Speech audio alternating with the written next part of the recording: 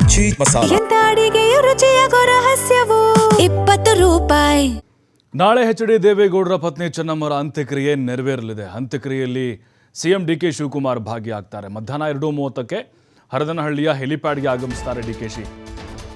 ಬಹಳ ನೋಡ್ತಾ ಇದೀವಿ ನಾವು, ರಾಜಕೀಯ ಎದುರಾಳಿಗಳು ಸಹಜವಾಗಿಯೇ, ರಾಜಕಾರಣ ಬೇರೆ ರೀ, ವೈಯಕ್ತಿಕವಾದಂಥ ಸಂಬಂಧಗಳು ಬೇರೆ, ಮಾನವೀಯತೆನೇ ನಮಗೆ ಕಾಣಿಸ್ತಾ ಇರೋದಿಲ್ಲ. ಇನ್ನಿಂದ ನೋಡ್ತಾ ಇದ್ದೀವಿ ಸಿದ್ದರಾಮಯ್ಯ, ಡಿ.ಕೆ. ಶಿವಕುಮಾರ್, ಎಲ್ಲ ಪಕ್ಷದವರು ದೇವೇಗೌಡರು ಕಣ್ಣೀರು ಒರೆಸೋದೇನು, ಅವ್ರಿಗೆ ಸಾಂತ್ವನ ಹೇಳೋದೇನು.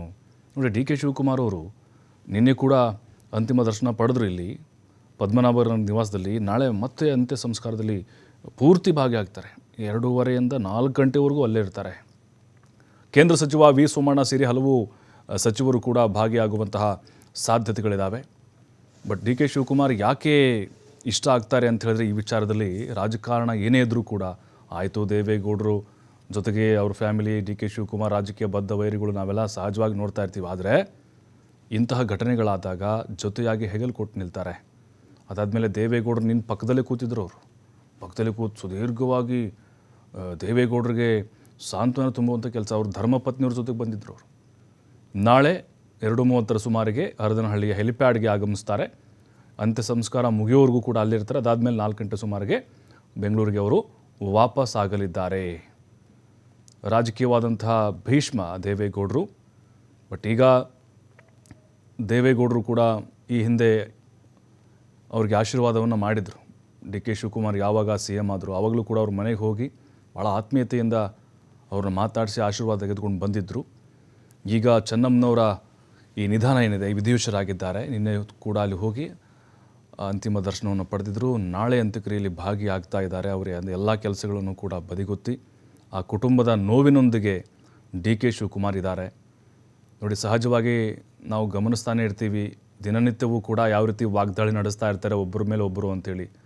ನೋಡಿ, ಈ ಸಂದರ್ಭದಲ್ಲೂ ಕೂಡ ಅವರ ಆಶೀರ್ವಾದವನ್ನು ಪಡೆದರು. ಅವ್ರಿಗೆ ಧೈರ್ಯವನ್ನು ತುಂಬಿ ವಾಪಸ್ಸಾಗಿದ್ದರು. ನಾಳೆ ಅಂತ್ಯಕ್ರಿಯೆಯಲ್ಲಿ ಪರಿಪೂರ್ಣವಾಗಿ ಭಾಗಿಯಾಗ್ತಿದ್ದಾರೆ.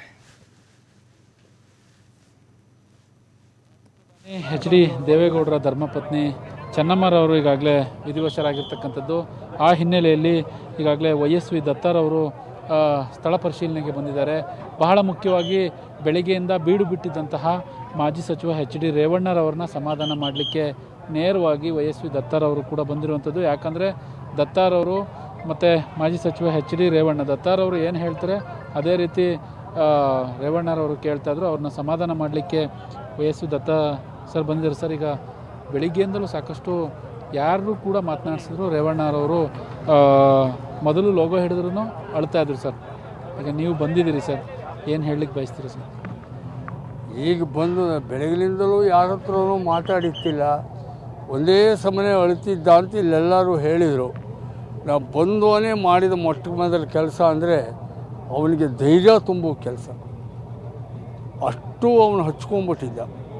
ನಾನೀಗ 1 ಗಂಟೆ ಅವನ ಸಮಾಧಾನ ಮಾಡೋಕ್ಕೆ ಹೆಣಗಾಡಬೇಕಾಯ್ತು.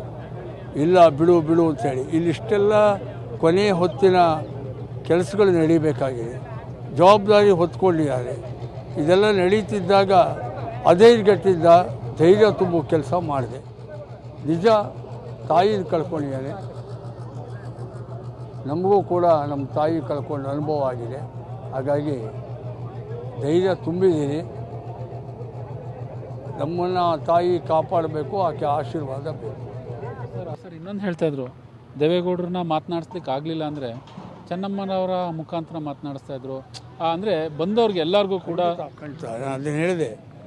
ದೇವೇಗೌಡರು ಕಂಟಿನ್ಯೂಸ್ ಈ ಕ್ಷೇತ್ರ, ನಾವು ಇಲ್ಲಿ ನಿಂತಿದ್ದೀವಲ್ಲ ಈ ನೆಲ, ಈ ಕ್ಷೇತ್ರದಿಂದ ದೇವೇಗೌಡರು 62, 67, 78, 83, 85 6 ಸಲ ಗೆದ್ದವರು ಈ ಕ್ಷೇತ್ರದಿಂದ. ಒಬ್ಬನ ಜನ ಕಂಟಿನ್ಯೂಸ್ ಆಗಿ 6 ಸಲ ಗೆಲ್ಲಿಸ್ತಾರೆ ಅಂದರೆ ಹುಡುಗಾಟ ಅಲ್ಲ. ಅದಕ್ಕೆ ಕಾರಣ ಗೌಡ್ರಲ್ಲ, ಗೌಡ್ರ ಹೆಂಡತಿ ಚೆನ್ನಮ್ಮನವರು. ಯಾಕೆಂದರೆ ಗೌಡರು ಎಷ್ಟೇ ಕಡೆ ತಿರ್ಕೊಂಡು ರಾಜಕಾರಣ ಮಾಡ್ಕೊಂಡಿದ್ರೂ ಮನೆಗೆ ಬಂದವ್ರನ್ನ ಕ್ಷೇತ್ರದ ಜನ ಬರಲಿ, ಬಡವರು ಬರಲಿ, ಕಾರ್ಯಕರ್ತರು ಬರಲಿ, ಹೆಸರು ಕರೆಯೋಷ್ಟು ಅವ್ರಿಗೆ ಸಂಪರ್ಕ ಇತ್ತು. ನೀನು ಹಳೆಕೋಟೆಯನ್ನಲ್ವೇ, ಮೊಸಳೆ ಹೊಸಳ್ಳಿಯನ್ನಲ್ವೇ ಕರೆಯೋರು. ಊಟದ ಟೈಮ್ ಆದರೆ ಊಟ ಮಾಡ್ಕೊಂಡು ಹೋಗೋನವರು. ಬಸ್ ಚಾರ್ಜ್ ಇದೆಯೇ ಹಳ್ಳಿಗೆ ಹೋಗೋಕ್ಕೆ ಅಂತ ಕೇಳೋರು. ಕಷ್ಟ ಸುಖ ವಿಚಾರಿಸೋರು. ಆಮೇಲೆ ಅವರು ಗಂಡನಿಗೆ ಹೇಳಬೇಕಾಗಿದ್ದೇನಾದ್ರು ಕೆಲಸ ಕಾರ್ಯ ಅಂದರೆ ಅದನ್ನು ಗುರ್ತಾಕೊಂಡು ಇಟ್ಕೊಂಡು ರಾತ್ರಿ ಗಂಡನ ಜೊತೆ ಊಟ ಮಾಡಬೇಕಾದ್ರೆ ಇಂಥ ಹಳ್ಳಿಯವ್ರು ಇಂಥವ್ರು ಬಂದಿದ್ದರು ಅಂತ ಗೌಡ್ರು ಗಮನಿಸ್ತಾರೆ ಅವರು. ಅದರಿಂದಲೇ ಗೌಡ್ರಿಗೆ ಒಂಥರ ಅವ್ಯಕ್ತ ಶಕ್ತಿ ಆಕೆ. ಇದಿಷ್ಟು YSV ದತ್ತರವರು ಕೂಡ ಹೇಳುವಂಥ ಮಾತು. ಮುಖ್ಯವಾಗಿ ದೇವೇಗೌಡರಿಗೆ ಸಾಕಷ್ಟು ಶಕ್ತಿಯನ್ನು ತುಂಬಿದ್ರು. ಜೊತೆಗೆ ಎಲ್ಲೂ ಕೂಡ ಒಂದು ಇವತ್ತಿನ ಕಾಲಘಟ್ಟದಲ್ಲಿ ಕೇವಲ ಒಬ್ಬ ಗ್ರಾಮ ಪಂಚಾಯಿತಿ ಅಧ್ಯಕ್ಷರ ಮಡದಿಯನ್ನು ಮಾತನಾಡಿಸ್ಲಿಕ್ಕಾಗಲ್ಲ. ಆದರೆ ದೇವೇಗೌಡರ ಪತ್ನಿಯವ್ರದ್ದು ಎಲ್ಲೂ ಕೂಡ ಹೆಸರು ಇನ್ವಿಟೇಷನ್ನಲ್ಲಿ ಇರ್ತಾ ಇಲ್ಲ. ಆ ರೀತಿಯಾದಂತಹ ಸಾತ್ವಿಕ ಬದುಕನ್ನು ಅವರು ಅಳವಡಿಸ್ಕೊಂಡಿದ್ರು ಅನ್ನುವ ಮಾತುಗಳನ್ನ ಈಗಾಗಲೇ TV5ಗೆ ಹೇಳಿರುವಂಥದ್ದು. ಕ್ಯಾಮ್ರಾ ಪರ್ಸನ್ ಕಿಶೋರ್ ಜೊತೆ ಪ್ರಕಾಶ್, TV5, ಹರದನಹಳ್ಳಿ.